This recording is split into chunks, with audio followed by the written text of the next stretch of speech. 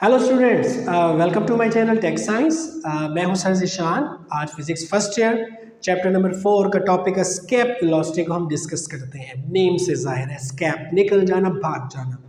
जब कोई ऑब्जेक्ट को हम एक ऐसे वेलोसिटी से फेंकें कि वो ज़मीन के ग्रेविटेशनल फील्ड से बाहर चला जाए, तो ऐसा वेलोसिटी स्केप वेलोसिटी होता है। यही इसका डेफिनेशन है।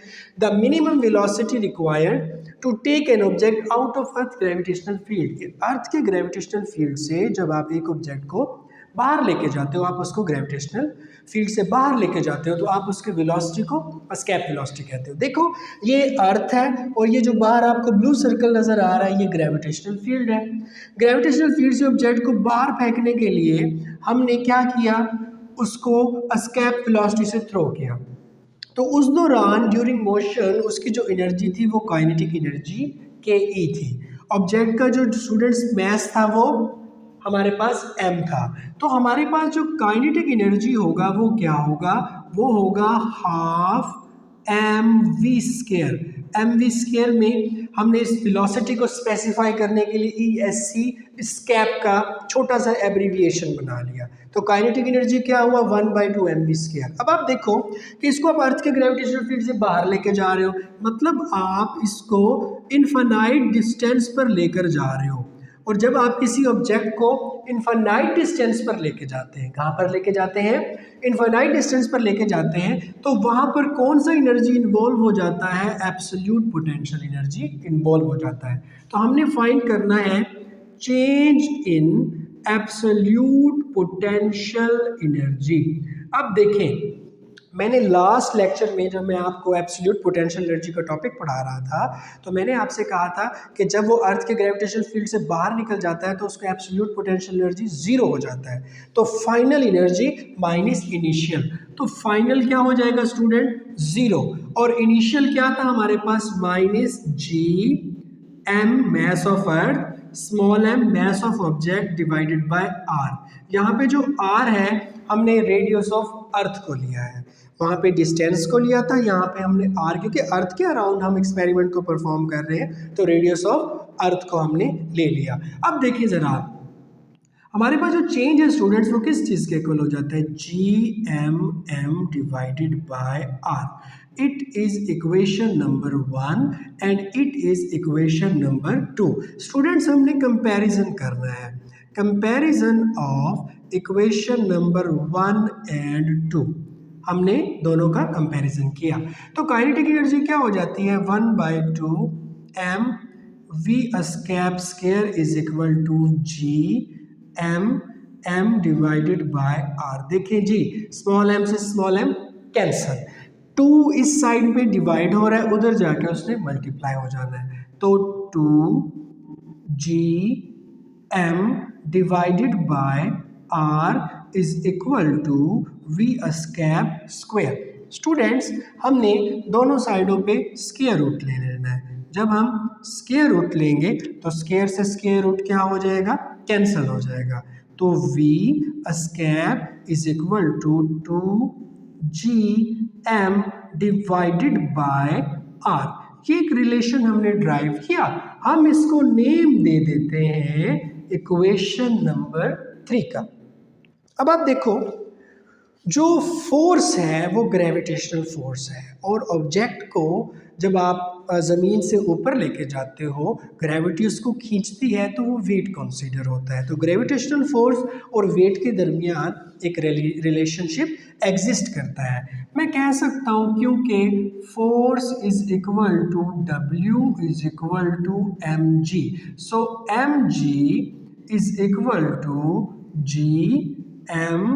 m divided by R square. देखिए स्टूडेंट, स्मॉल एम से स्मॉल एम कैंसिल हुआ, ये आर स्क्वायर है, एक आर इधर आ जाएगा, तो ये क्या हो जाएगा, G r is equal to G M divided by r. देखें जी, दोबारा समझें, वेट का एम जी, एफ की जगह पे ग्रेविटेशनल फोर्स का formula G M divided by R square. Capital M mass of earth, small M mass of object. इधर से एक आर को सब्सटीट्यूट करके यहाँ पे लिखा, यहाँ क्या बचा, जी एम ओवर आर। इसको मैं हाईलाइट कर देता हूँ इस रिलेशन को, क्योंकि इसका हमने अभी कंपैरिजन करना है with respect to equation number 3। अगर आप गौर करें इस इक्वेशन में आपको नज़र आ रहा है G M over r, G M over r. हम अब लिख देते हैं comparison of equation number 3 and equation number 4। So we स्कैप हमारे पास डियर स्टूडेंट्स क्या बन जाएगा, ये 2 जी एम ओवर आर किसके इक्वल हो जाती है, जी आर के इक्वल हो जाती है। अब ये हमारे पास स्केप वेलोसिटी का फार्मूला बन जाता है। अब स्केप वेलोसिटी का फार्मूला हमने बना लिया है, अब हम इसके अंदर पुट कर देते हैं वैल्यूज़ को। देखिए भाई, हमारे पास जो ग्रेविटेशनल एक्सेलरेशन है उसकी वैल्यू है 9.8, जो रेडियस है उसकी वैल्यू है 6440 मल्टीप्लाई 10⁻³ इस सारे को मल्टीप्लाई करके आपने डियर स्टूडेंट स्क्वायर रूट लेना है, और स्क्वायर रूट लेके आप मुझे बताओ सॉल्व करने के बाद इसका आंसर क्या होता है। स्टूडेंट्स आपने निकाल लिया होगा इसका आंसर, और उम्मीद करता हूँ वो 11 किलोमीटर पर सेकंड के इक्वल होगा। अगर 11 किलोमीटर पर सेकंड के वो इक्वल है, या 11 मल्टीप्लाई 10⁻³ मीटर पर सेकंड के इक्वल है, तो आपकी कैलकुलेशंस ठीक थी। That was all about escape velocity. आप लेक्चर को नोट करें, नेक्स्ट टॉपिक की तरफ चलते हैं। स्टूडेंट स्केप वेलोसिटी के बाद जो आपका चैप्टर है उसके अंदर टॉपिक है इंटर कन्वर्जन ऑफ एनर्जीज, कि एनर्जीज किस तरीके से एक दूसरे के अंदर कन्वर्ट होती हैं। तो इसके ऊपर एक अलहदा नेक्स्ट लेक्चर बनाऊंगा, लेक्चर नंबर 6 होगा उसके ऊपर। बाकी जो चैप्टर रिमेनिंग है वो हम एक साथ इसी लेक्चर के अंदर डिस्कस कर लेते हैं। एनर्जी सोर्सेज के ऊपर आपके चैप्टर में आगे चल के बात की जा रही है कि एनर्जी सोर्सेज किस तरह के हैं। देखिए डियर स्टूडेंट्स, हमारे पास दो तरह के एनर्जी सोर्सेज होते हैं। फर्स्ट ऑफ ऑल रिन्यूएबल, और second non renewable. Renewable energy sources और non renewable energy sources. Renewable energy sources और नॉन रिन्यूएबल एनर्जी सोर्सेज में बेसिक डिफरेंस क्या है।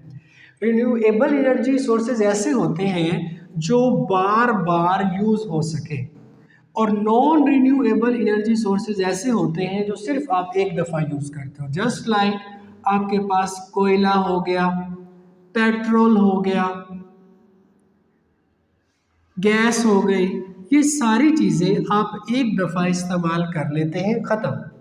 लेकिन इसके कंपैरिजन में जो नॉन रिन्यूएबल सोर्सेज, जो रिन्यूएबल सोर्सेज हैं, आप उनको बार बार इस्तेमाल कर सकते हो। जैसे हाइड्रो इलेक्ट्रिसिटी आप वाटर से आप लेते हो, सोलर एनर्जी आप सन से लेते हो।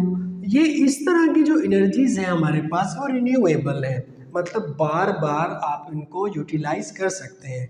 ऐसी एनर्जीज या ऐसे एनर्जी सोर्सेज जो जस्ट वन टाइम यूटिलाइज हो वो नॉन रिन्यूएबल, और जो बार बार यूटिलाइज हो सकें वो रिन्यूएबल एनर्जी सोर्सेज हैं।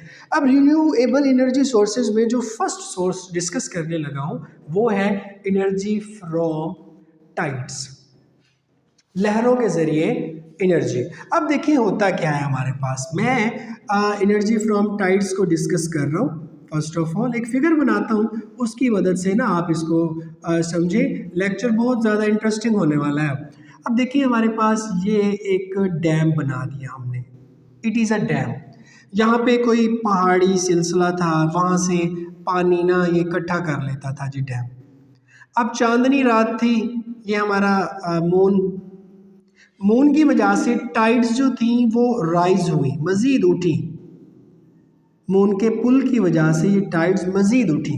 तो टाइड्स के उठने की वजह से ये उनका टरबाइन है, ये उनका टरबाइन है। तो टरबाइन को हम ओपन करते हैं तो वाटर फ्लो की वजह से वो घूमता है। जब वो वाटर फ्लो की वजह से घूमता है तो इसके अंदर की जो एनर्जी है वो उसको किस में कन्वर्ट कर देंगे, जनरेटर इलेक्ट्रिसिटी के अंदर। यहाँ पे लगे हुए जो जनरेटर्स हैं वो क्या कर देंगे, कन्वर्ट कर देंगे। स्टूडेंट्स ये बात आपको समझ आ गई होगी। अब ये पानी जब यहाँ से निकलेगा, यहाँ पे अगर मैं एक और डैम बना दूँ तो ये पानी यहाँ इकट्ठा हो जाएगा ना, और जब ये पानी इकट्ठा होगा तो सेम दोबारा टरबाइन की मदद से मैं इलेक्ट्रिसिटी को प्रोड्यूस कर सकता हूँ। तो स्टूडेंट्स, हमारे पास रिन्यूएबल की डेफिनेशन यही थी कि ऐसे सोर्सेज जो बार बार यूटिलाइज हो सके। तो आपने देखा, हमने इसको दोबारा यूटिलाइज कर लिया। अब नेक्स्ट चलते हैं हम एनर्जी फ्रॉम वेव्स। अब आपने देखा होगा मोस्टली, आप एक छोटे से रिवर बैंक पे भी जाके अगर बैठ जाएं तो वाटर की जो वेव्स हैं आके ऐसे उसके बैंक के साथ टकराती हैं और फिर पीछे चली जाती हैं, मतलब वो मोशन की हालत में है, उनके अंदर एनर्जी एग्जिस्ट करता है। तो स्टूडेंट, वेव कुछ इस तरीके से फ्लो करती हैं, इस तरीके से फ्लो करती हैं। तो हमारे पास एक इन्वेंटर थे, बल्कि हम इसको पहले स्पेसिफाई कर देते हैं, energy from waves. Students, energy from waves. तो उन्होंने एक डिवाइस इन्वेंट किया, उसका नाम था साल्टर डक। साल्टर डक मतलब साल्टर की बतख। अच्छा, साल्टर साहब ने जो डिवाइस बनाई उसके दो पार्ट थे। पहला पार्ट था डक फ्लोट और दूसरा पार्ट था बैलेंस फ्लोट। डक फ्लोट और balance float. Students, duck float का क्या काम होता है और बैलेंस फ्लोट का क्या काम होता है? डक फ्लोट में और बैलेंस फ्लोट में क्या फंक्शंस हैं? डक फ्लोट काम करता है कि वो उसको रिलेटिवली मूव करवाता है, और बैलेंस फ्लोट क्या करता है? उसको बैलेंस करता है। ये दोनों रिलेटिवली मूव करते हैं, रिलेटिवली मूव करते हैं। तो इस रिलेटिव मोशन के नतीजे में just like duck float, balance float इस तरीके से मूव कर रहा है, तो ये एक हिसाब का ना मोशन हो रहा है, एक हिसाब का ये मोशन हो रहा है। इस मोशन को जो दो पॉइंट्स के गिर्द हो रहा था, चेंज कर दिया जाता है एक मैकेनिज्म की मदद से सर्कुलर मोशन के अंदर। जब सर्कुलर मोशन के अंदर इस मैकेनिज्म को चेंज किया जाता है तो जो अंदर जनरेटर लगा हुआ था उसके अंदर कॉइल मूव करना शुरू कर देती है, और जब कॉइल मूव करती है तो उसके नतीजे में स्टूडेंट्स क्या चीज़ प्रोड्यूस होती है? इलेक्ट्रिसिटी प्रोड्यूस होती है। तो ये था हमारे पास एनर्जी फ्रॉम वेव्स। अच्छा जी, एनर्जी फ्रॉम वेव्स हो गया। उसके बाद सबसे जो बेहतरीन सोर्स है ना, जो आजकल बहुत ज़्यादा कॉमन हो गया है, वो है एनर्जी फ्रॉम सन। क्योंकि सन एक ऐसा सोर्स है जो कि जब तक हमारी ये अर्थ के ऊपर लाइफ एग्जिस्ट करती है, सन का होना ज़रूरी है। तो जब तक लाइफ है, सन है, तो सन की इस एनर्जी को हम यूज़ करते हैं, डायरेक्टली चेंज कर देते हैं किस चीज़ के अंदर? इलेक्ट्रिसिटी के अंदर। अब उसका तरीक़ाकार क्या है स्टूडेंट्स? इसको हम नाम देते हैं सोलर एनर्जी का, कि सोलर एनर्जी कैसे हमें मिलती है और हम इसको कैसे यूटिलाइज करते हैं। यहाँ पे जी हमारे सूरज अंकल हो गए। सूरज अंकल से ये रेडिएशंस आ रही हैं।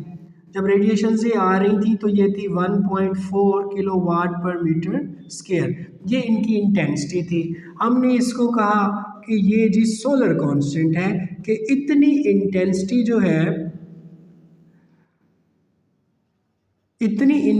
जो है वो सूरज से आती होती है आम तौर पर नॉर्मल रूटीन के अंदर। फिर रास्ते में मैंने बादल बना दिए, ये गाड़ियों का धुआं बना दिया, ये डस्ट पार्टिकल्स बना दिए। तो जो इंटेंसिटी इनको क्रॉस करके पहुंची नीचे, तो वो कितनी थी? 1 किलोवाट पर मीटर स्क्वायर। फिर मैं जी चला गया, ये सैंड पड़ी थी।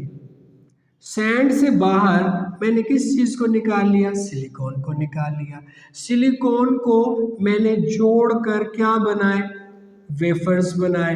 इन वेफर्स को मैंने क्या नाम दिया? मैंने नाम दिया फोटो सेल का, फोटो वोल्टेक सेल का मैंने इनको नाम दिया। आम फेम ज़बान में इनको फोटो सेल भी कह दिया जाता है। इन सारे फोटो सेल्स को भाई मैंने जोड़ दिया है सीरीज के अंदर। कैसे जोड़ दिया है? सीरीज के अंदर। और जो पैनल बना है आप इसको कहते हो सोलर पैनल। मेरे भाई ये सोलर पैनल डायरेक्टली चेंज करता है। किसको चेंज करता है? डायरेक्टली चेंज करता है किस चीज़ को, सोलर एनर्जी को, किस चीज़ के अंदर, इलेक्ट्रिसिटी के अंदर। अब देखिए डायरेक्टली चेंज कर रहा है सोलर एनर्जी को इलेक्ट्रिसिटी के अंदर, लेकिन जब रात के टाइम सन की लाइट अर्थ पर नहीं पहुंच रही होती ज़मीन के उस एरिया में, या बादल बहुत ज़्यादा हो जाते हैं और ये जो एनर्जी ज़मीन तक पहुंचती थी वन से भी बहुत कम हो जाती है, या बिल्कुल अंधेरा छा जाता है, तो तब इलेक्ट्रिकल अप्लाइंसेस कैसे काम करेंगे? तो उसके लिए एनर्जी बैकअप्स होते हैं। उनके लिए जो बैटरीज इस्तेमाल करते हैं वो बैटरीज होती हैं निकल कैडमियम बैटरीज। आजकल बहुत ज़्यादा मॉडर्न टेक्नोलॉजीज़ को यूज़ किया जा रहा है, अब तो लिथियम बैटरीज भी यूज़ में आ गई हैं, लेकिन निकल कैडमियम बैटरीज मोस्टली यूज़ की जाती हैं किस लिए, सोलर एनर्जी को स्टोर करने के लिए। स्टूडेंट्स आप इस लेक्चर को नोट करें जब तक हम नेक्स्ट टॉपिक की।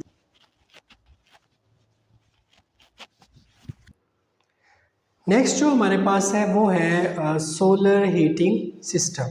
देखें जैसा कि आजकल सर्दियों का सीज़न है, तो सर्दियों के सीज़न में मोस्टली वार्म वाटर ज़्यादा यूज़ के लिए रिक्वायर्ड होता है। तो सन से आने वाली जो रेडिएशंस हैं आप उनको डियर स्टूडेंट्स थ्रो करते हो। क्या करते हो? थ्रो करते हो। एक ऐसे एरिया पर थ्रो करते हो जो कि ब्लैक होता है। क्या होता है? ब्लैक होता है। अब ये जो ब्लैक एरिया है ये बहुत ही ज़्यादा एब्जॉर्ब करता होता है किस चीज़ को? रेडिएशंस को। रेडिएशंस को जब एब्जॉर्ब करता है तो ये वाली जो हीट है इन कांटेक्ट में जो वाटर है उसको क्या कर देती है? वार्म कर देती है। इन कांटेक्ट जो वाटर है उसको क्या कर देगी? वार्म कर देगी। अब वाटर जी वार्म हो गया, ये जो ब्लैक बॉडी थी इसने रेडिएशंस को ज़्यादा एब्जॉर्ब किया, तो इस वाटर का जो स्टोरेज है उसके अंदर वाटर का जो टेम्परेचर है 70 डिग्री सेंटीग्रेड तक चला जाता होता है। अगर मैं मज़ीद चाहता हूँ कि पानी का टेम्परेचर ज़्यादा बढ़ जाए तो मैं यूज़ करता हूँ कोई स्पेशल टाइप के, क्योंकि सन की रेडिएशंस ऐसे भी आ रही थी ना, मिरर्स यूज़ करता हूँ। क्या यूज़ करता हूँ? मिरर्स। तो मिरर्स के ज़रिए ये रेडिएशन रिफ्लेक्ट होकर इस पॉइंट से स्पेसिफाई होती है, मतलब ऑन अ पॉइंट ये कॉन्सेंट्रेट हो जाती है। तो as a result of concentration उसका टेम्परेचर स्टूडेंट्स इंक्रीज हो जाता है। तो that was about solar heating system. Next है हमारे पास बायोमास। देखिए law of conservation of energy का तो आपको पता है कि एनर्जी को ना आप क्रिएट कर सकते हो ना डिस्ट्रॉय कर सकते हो, ये ट्रांसफॉर्म होती है from one shape to another shape. देखिए स्टूडेंट्स एनर्जी ट्रांसफॉर्म होती है सिर्फ, तो बायोमास जो है, bio means life, mass life activities से रिलेटेड जो वेस्ट पैदा हो या जो चीज़ें लाइफ के साथ रिलेटेड हो उनसे हम एनर्जी को जब लेते हैं तो आप उसे बायोमास ही कहते हो। तो स्टूडेंट्स ये है हमारे पास biomass. Biomass is the matter which is obtained through human activities. Matter किसी भी तरह का ये हो सकता है, विच इज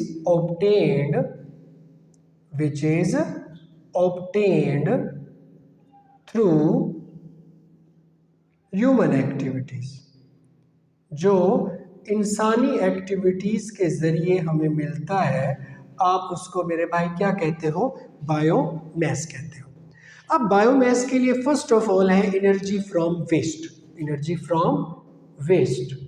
अब वेस्ट क्या है? हाउस होल्ड गार्बेज, घरों से निकला हुआ कूड़ा करकट जिसको हम उठा के, अब मोस्टली घरों में सफाई का मकसद यही लिया जाता है ना कि घर का कूड़ा उठा के गली में फेंक दो या किसी के घर के सामने फेंक दो, तो वो जो वेस्ट है वो भी यूटिलाइज हो सकता है। कैसे यूटिलाइज हो सकता है? सिंपल सी बात है, देखिए हमने ये एक स्टीमर लिया, इसको यहाँ से जो हीट हम दे रहे हैं वो हीट उस वेस्ट को बर्न करके मिलेगी। हमने उस वेस्ट को डियर स्टूडेंट बर्न किया, उससे हमें हीट मिला। हीट से हमने उस वाटर को स्टूडेंट्स बॉयल किया। बॉयल करने के बाद हमने उससे क्या चीज़ ली? स्टीम ली। क्या चीज़ ली स्टूडेंट? हमने उससे स्टीम ली। स्टीम क्योंकि गैस है और गैस का क्या होता है? प्रेशर होता है। और प्रेशर से हमने किस चीज़ को रन कराया? टरबाइन को रन कराया। और जब टरबाइन को हमने रन कराया तो उससे हमें क्या चीज़ मिली? इलेक्ट्रिसिटी मिली।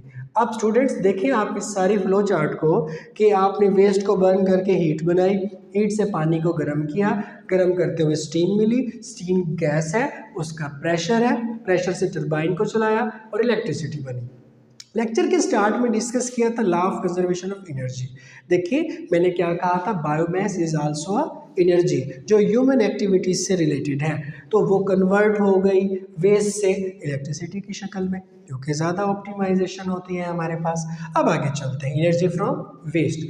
अब कुछ चीज़ें होती हैं, इसके लिए मैं लफ्ज़ यूज़ कर रहा हूँ डाइजेस्टर का।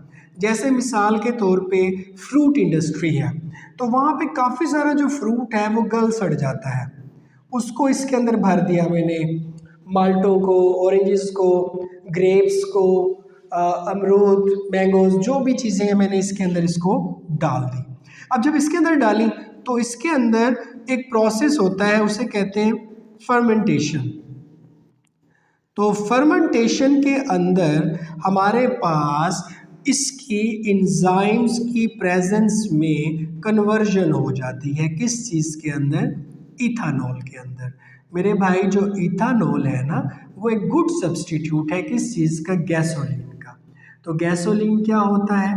पेट्रोल होता है। क्या चीज़ होती है? पेट्रोल। तो पेट्रोल की जगह पे हम इथानॉल को क्या कर सकते हैं? यूज़ कर सकते हैं। ये किस चीज़ से मिला? हमें डाइजेस्टर से मिला। डाइजेस्टर के लिए आम फहम ज़बान में एक और लफ्ज़ भी इस्तेमाल किया जाता है टेक्निकली, उसे कहते हैं फर्मेंटर। वो क्या करता है? फर्मेंटेशन करता होता है, और वो क्या करता है? इन चीज़ों को कन्वर्ट कर देता होता है यूज़फुल थिंग्स के अंदर। अब ये तो नेचुरली ना एग्जिस्ट करती हैं चीज़ें हमारे पास। अब जो लास्ट थिंग है वो है हमारे पास एनर्जी फ्रॉम अर्थ। जब हम सारी एनर्जीज को डिस्कस कर रहे हो तो ये कैसे हो सकता है कि हम एनर्जी फ्रॉम अर्थ को डिस्कस ना करें? देखिए ये हमारे पास अर्थ की अपर लेयर हो गई, उसके बाद नीचे ये सैंड लेयर हो गई, फिर ये हमारे पास स्टोन लेयर हो गई, स्टोन लेयर के बाद ये हमारे पास रॉक लेयर हो गई, ये हमारे पास रॉक्स हैं। यहाँ पे रेडियो एक्टिव सब्सटेंसेस होते हैं। तो एज ए रिजल्ट ऑफ प्यारे भाई radioactivity, as a result of radioactivity जो हीट निकलती है उसके अंदर हमारे पास ये जो रॉक्स हैं क्या हो जाती हैं? मेल्ट हो जाती हैं। जब मेल्ट होती हैं तो आप इसको क्या कहते हो? मैग्मा। क्या कहते हो? मैग्मा। जब ये मैग्मा यहाँ पर मौजूद वाटर के कांटेक्ट में आता है, वाटर के कांटेक्ट में आता है, और ऊपर से क्योंकि बहुत ज़्यादा वज़न है, बहुत ज़्यादा वज़न की वजह से प्रेशर बहुत ज़्यादा हाई है एक्सटर्नल, तो वाटर की बॉइलिंग स्टार्ट होती है और उसका टेम्परेचर इंक्रीज़ हो जाता है 200 डिग्री सेंटीग्रेड तक। वैसे आपको पता है वाटर 100 डिग्री सेंटीग्रेड पर बॉयल हो जाता है, लेकिन ज़्यादा प्रेशर की वजह से वाटर 200 डिग्री सेंटीग्रेड तक हीट को एब्जॉर्ब कर लेता है। और जब स्टीम बनती है तो वो आहिस्ता आहिस्ता इन लेयर्स को क्रॉस करना ऐसे शुरू करती है, और जैसे ही अपर लेयर को वो क्रॉस करके बाहर निकलती है तो हम उसे कहते हैं geyser. Geyser is a source of energy. बहुत ज़्यादा साथ में इसके हीट निकलती है और बहुत ज़्यादा स्टीम निकलती है। इससे हम डायरेक्ट वाटर को बॉयल कर सकते हैं, या इससे हम बाकी दूसरी जो एनर्जीज़ हैं कन्वर्जन के लिए यूटिलाइजेशन इससे हम ले सकते हैं। देखिए स्टूडेंट, ये एनर्जी से रिलेटेड था, जितना ज़्यादा डिटेल में जाना चाहें हम जा सकते हैं, लेकिन वीडियो बहुत ज़्यादा लंबी हो रही है तो टॉपिक को यहीं क्लोज करते हैं। और अगर आपका कोई सवाल बाकी हो तो आप कमेंट सेक्शन में मुझसे ज़रूर पूछ सकते हो। तब तक अपने चैनल का ख्याल रखिएगा। नेक्स्ट वीडियो में मिलते हैं।